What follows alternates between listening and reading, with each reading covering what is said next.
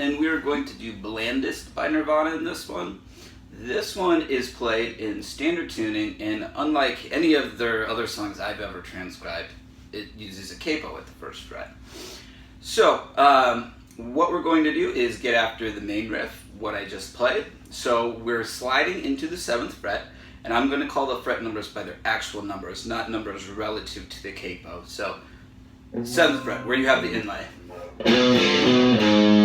That's the first little lick. So we're sliding into the 7th fret, then we're going to play the 5th fret on the 5th string and the 4th fret on the 6th string. So this is a B diminished arpeggio. Or you could say it's a G sharp or D diminished arpeggio, same thing. Whatever.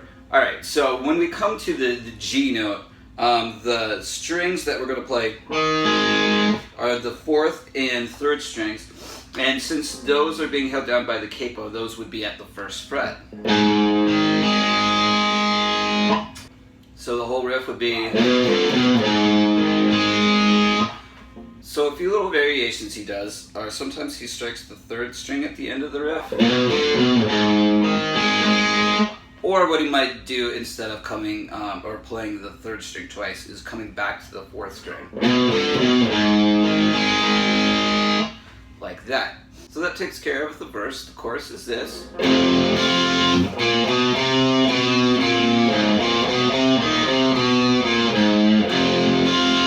Alright, so what we're doing is it's an F5 power chord, and normally he'd be doing this type of thing in, standard tuning with just an E5 power chord. So really all you're doing is you're fretting the 3rd frets with the middle and ring fingers, and the capo is doing the rest of the work. So we're playing an F5 power chord, so strumming the low 3 strings, and then doing a quarter note on the high 2 strings is the first bit. Then what we have is like this F minor blues scale lift.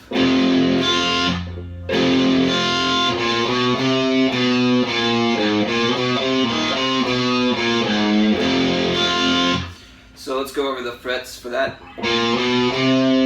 So that's 1, 2, 3. And then we're going to come back to 1. So then 4th fret on your 6th string, 1, 2. Then 3 on your 5th string to 1 on the 4th string. So far we have.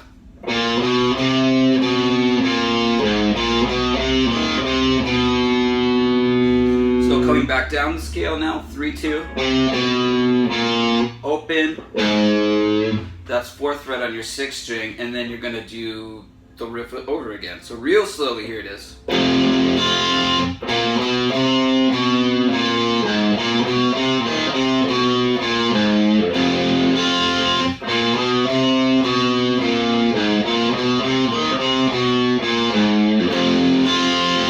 Alright, so that is the chorus. The chorus is played the same every time that you play it. So now what we have, we're going to go back to the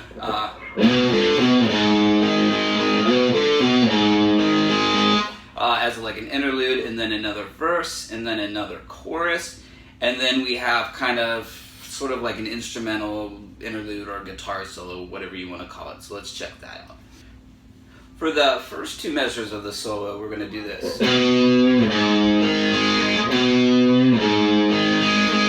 So all you're doing is you're giving the 7th fret a little quarter step bend,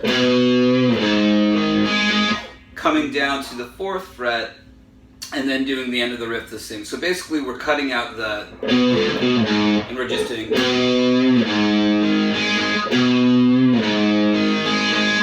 Okay, let's check out the next part.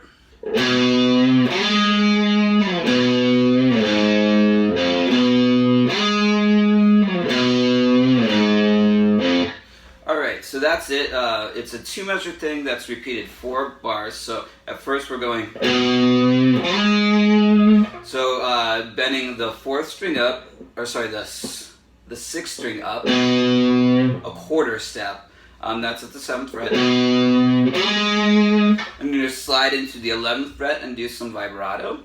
of the 5th string. And then the next measure is this. Alright, so we're doing the bend on the 7th fret, coming down to the 4th fret, and then the last note, you're picking with no hand, so it's a 1st fret note. And that's it. Alright, let's move on, check out the next bit. So what happens in the song is we're going to do the main riff a bunch of times, another interlude, another verse, another chorus, and then we're kind of into this outro part that I'm going to speculate and say that they mainly improvise this as far as how many times they're going to do each little part. So let's look at the little riffs that they do at the end here. So kind of the solo type variation riff that we had is going to be played 4 times.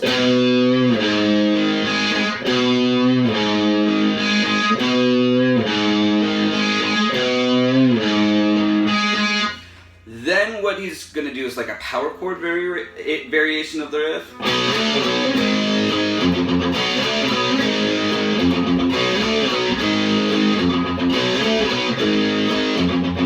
So that gets played 6 times. So what we're doing, we're sliding from a B5 power chord up to D5. These are 5th string roots.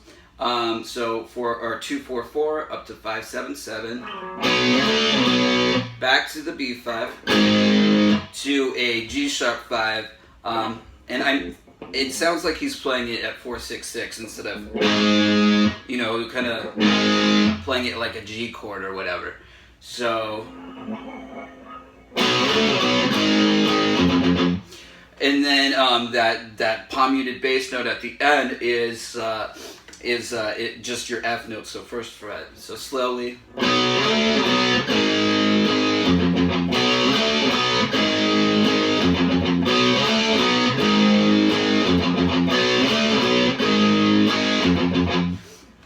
Alright, the next riff is yet another variation.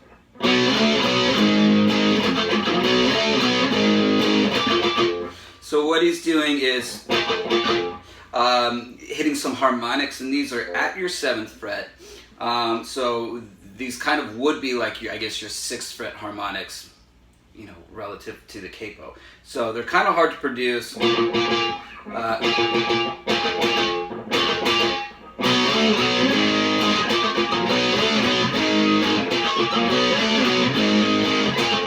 So I like to use, whenever I'm playing hard to produce harmonics, I like to use my fattest finger so it can cover the most mass on the string.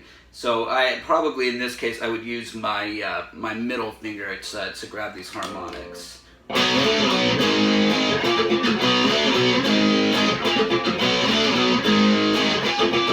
Alright, so that happens a lot of times. I didn't even count. Like I said, it's probably improvised, so it doesn't really matter.